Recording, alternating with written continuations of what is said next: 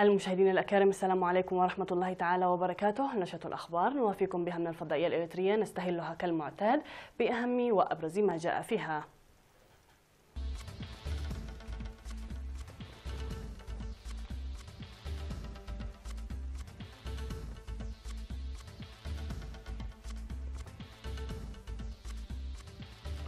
اجتماع لتقوية التعليم في حشيشاي. سيمينارات شبابية في عد قيح وصنعفة. سيمينار تنوير في شعب لمكافحة دودة الحشد الخريفية. إصابة أكثر من 1000 فلسطينيين في إطار الاحتجاجات بين قطاع غزة وإسرائيل. إيران ترفض إعادة التفاوض على الاتفاق النووي. وكوريا الشمالية تعدل توقيتها ليتطابق مع جارتها الجنوبية.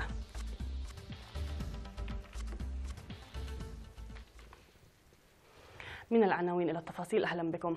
عقد اجتماع في حشيشاي بمديرية حجات للدفع بالخدمات التعليمية وتقوية مشاركة ونتائج الطلاب. وبحث الاجتماع الذي شاركت فيه الجهات المختصة في الإقليم والمديرية وسكان ضواحي حشيشاي وغوليا وشنغين وبادوب دور العلاقة الثلاثية عامة وتعاون أولياء الأمور بصفة خاصة. وقدم مسؤول التعليم في مديرية حجات الأستاذ صالح إبراهيم توضيحا في التقرير الذي قدمه حول معوقات العملية التعليمية وتدني المشاركة التعليمية في المرحلتين المتوسطة والثانوية. وقالت مدير مديرية حجات السيدة آمنة الحاج عثمان بأن عدم تجمع القرى تعتبر من أساس المشكلة وسيجري العمل لحلها في أقصر وقت. من جانبه دعا المدير العام للخدمات الاجتماعية في إقليم عسبة سيد تسفات يونغرماي أولياء الأمور لإرسال ومتابعة أبنائهم لتقوية المشاركة في التعليم عامة والطالبات خاصة وبذل الطلاب الجهد للتفوق التعليمي. هذا وتقدم مدرسة حشيشاي الابتدائية والمتوسطة التي بدأت الخدمات عام 1993 تقدم الدراسة ل 838 طالبا حاليا. عقد رئيس الاتحاد الوطني للشباب والطلبة السيد صالح أحمد دين سيمينارات في عد قيح وصنعفة حول الإنجازات التنموية والدور والمساهمة الفاعلة للشباب. وأوضح المساهمة القوية لجيل الشباب في مرحلة النضال والدفاع عن السيادة الوطنية، ويتحمل الجيل الآني أمانة كبيرة للعمل المضاعف لتنمية الوطن. وأشار إلى الفرض التعليمي والمهني المجاني المفتوح للشباب للاستفادة من موارد البلاد، داعيا الشباب لتعزيز الجهد ليكونوا أكفاء في كل المجالات. من جهة أخرى، تخرج 380 شابا من دورة تدريبية ل3 أشهر في تربية النحل وتصفيف الشعر والإسعافات الأولية، واختتام المنافسات الرياضية والمعرفية التي نظمت لشهرين بين الشباب العمال في مديرية صنعفة. وذكر في مراسم التخريج عن وجود فرص القروض للشباب المتخرجين للعمل في مجالات تدريبهم. ودعا مدير مديرية صنعفة سيد إدريس علي شكر لمواصلة البرامج المماثلة لتبادل التجارب وتقوية تنسيق الشباب.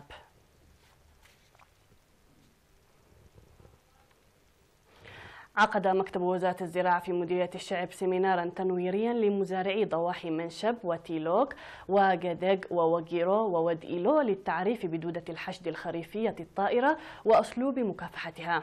وأوضح السيمينار بأن دودة الحشد الخريفية تلحق أضرارا بليغة بالمزارع عامة والذرة الشامية والذرة الرفيعة خاصة، ولمكافحتها يتوجب من المزارعين متابعة ومراقبة مزارعهم وإبلاغ الجهات المعنية عاجلا إذا ظهرت واتخاذ الخطوات السريعة لإبادتها. وأكد المزارعون على استعدادهم للتعاون مع الخبراء الزراعيين بموجب الإرشادات المقدمة لهم. وشدد مدير مديرية الشعب السيد أبو بكر إبراهيم على أهمية تعاون المزارعين لمكافحة دودة الحشد الخطيرة. عقد مكتب السياحة في إقليم شمال البحر الأحمر اجتماعا لبحث سبل تطوير الجودة وكفاءة المرافق الخدمية. وأوضح المدير العام لقسم السياحة في الإقليم السيد موغوس أسكودوم في الاجتماع الذي عقد في 2 مايو بمدينة مصوع أن خدمات المرافق الخدمية أساس الجذب السياحي وعوامل تطور السياحة. وأكد مدير مدينة مصوع السيد هايل أسفها على أهمية تقوية الأنشطة التجارية إلى جانب ضمان النظافة وجودة خدمات المرافق الخدمية. من جانبه أوضح مسؤول التحقيقات الجنائية في إقليم شمال البحر الأحمر الرائد كستة دباس عن أهمية دور عمال وأصحاب المرافق الخدمية لمكافحة الجرائم وكشف الجناه.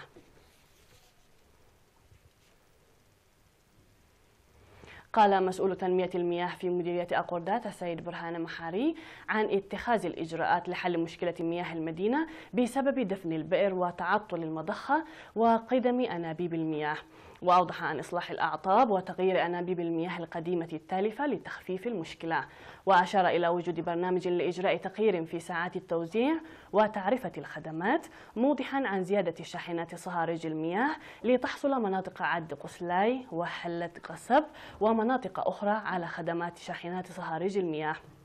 وأشار السكان إلى معاناتهم السابقة من المياه خاصة في موسم الصيف، وقد خفت المشكلة حاليا، مطالبين بإجراء إعادة النظر في تعرفة المياه.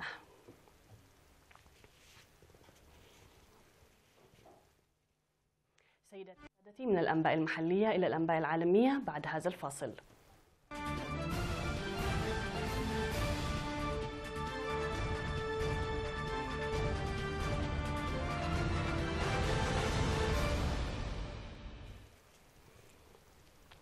على الصعيد العالمي، أطلق جنود إسرائيليون الرصاص الحي والغاز المسيل للدموع على متظاهرين فلسطينيين على الحدود بين قطاع غزة وإسرائيل. اقتحمت مجموعة منهم معبرا حدوديا يوم الجمعة في إطار الاحتجاجات المستمرة منذ مدة طويلة، مما أسفر عن إصابة نحو 1100 فلسطينيين.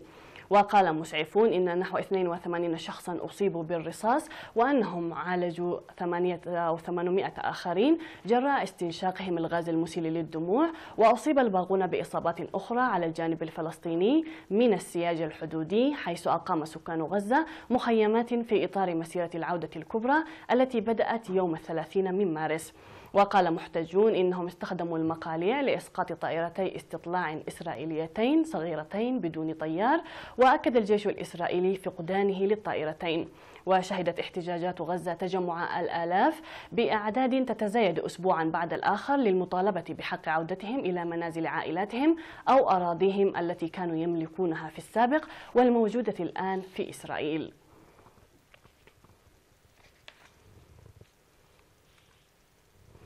قال وزير الخارجية الإيراني محمد جواد ظريف الخميس إن مطالب الرئيس الأمريكي دونالد ترامب بتغيير الاتفاق النووي الذي توصلت إليه طهران مع القوى العالمية غير مقبولة، وذلك مع اقتراب موعد نهائي حدده الرئيس الأمريكي دونالد ترامب للقوى العالمية من أجل إصلاح الاتفاق. وقال وزير الخارجية الإيراني إن إيران لن تعيد التفاوض على ما تم الاتفاق عليه قبل سنوات وجرى تنفيذه. ويسعى الأوروبيون الموقعون على الاتفاق لإقناع ترامب بالإبقاء على الاتفاق، ويقولون إن إيران ملتزمة بشروطه، وهو موقف أيده أيضا تقييم للمخابرات الأمريكية. ووصف ترامب الاتفاق النووي بأنه أسوأ اتفاق جرى التفاوض عليه على الإطلاق. ووافقت إيران بموجب الاتفاق على تقييد أنشطتها النووية في مقابل رفع العقوبات الاقتصادية.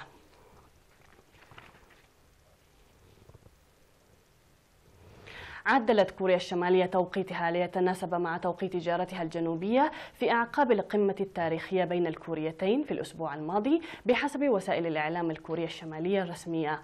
وقالت وكالة الأنباء المركزية الكورية الشمالية إنه ستضاف نصف ساعة إلى التوقيت في الساعات في عموم البلاد. وأضافت أن تعديل التوقيت سيكون أول خطوة عملية لتسريع عملية الوحدة بين الشمال والجنوب في شبه الجزيرة الكورية. وفي غضون ذلك قال الرئيس الأمريكي دونالد ترامب إنه حدد موعد لقائه مع الزعيم الكوري الشمالي كيم جونغ أون. ويعتقد أن ثمة محادثات تجري لإطلاق سراح 3 رهائن أمريكيين محتجزين في كوريا الشمالية قبل أن يلتقي الرئيسان وجها لوجه. تسبب ثوران بركان جبل كيلاويا في ولاية هاواي الأمريكية في سلسلة من الزلازل، من بينها أقوى زلزال يضرب الولاية منذ قرابة 40 عاما. وطلب من المقيمين على الساحل الجنوبي الشرقي لجزيرة بينغ آيلاند إخلاء منازلهم مع استمرار تدفق الحمم البركانية وانبعاث غازات كبريتية. وتقول هيئة الخدمة المدنية إنه حدثت شقوق في 3 شوارع، وأنها طلبت من باقي المقيمين إخلاء مساكنهم. ويعد بركان كيلاويا من بين البراكين الأشد نشاطا في العالم، وبدأ ثورانه بعد سلسلة زلازل مؤخرا. وبحسب التقارير فقد دمرت منازل عدة في الجزيرة مع اندفاع الحمم البركانية لتصل إلى ارتفاع 30 مترا. وفتحت مراكز مجتمعية أبوابها لتوفير ملاجئ للمتضررين.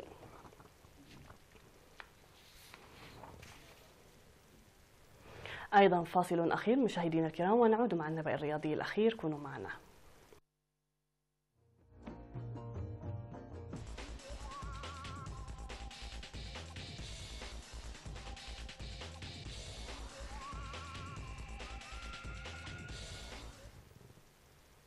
في النبأ الرياضي الأخير، ضمن برايتون البقاء في الدوري الإنجليزي الممتاز لكرة القدم الموسم المقبل قبل مباراتين على نهاية الموسم الحالي، بعدما حقق الفوز بهدف نظيف على ضيفه مانشستر يونايتد في اللقاء الذي أقيم أمس الجمعة.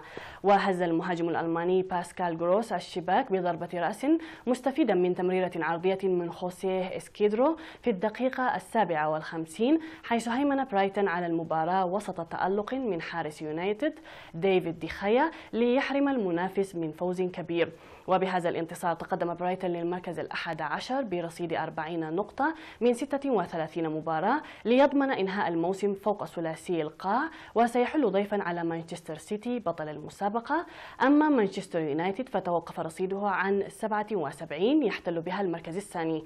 وهذه هي الخسارة السابعة لمانشستر يونايتد في الدوري هذا الموسم، مقابل الفوز في 24 مباراة والتعادل في 5 مباريات، فيما يعد هذا الفوز هو التاسع لبرايتون في الدوري هذا الموسم، مقابل الخسارة في 14 مباراة والتعادل في 13 مباراة.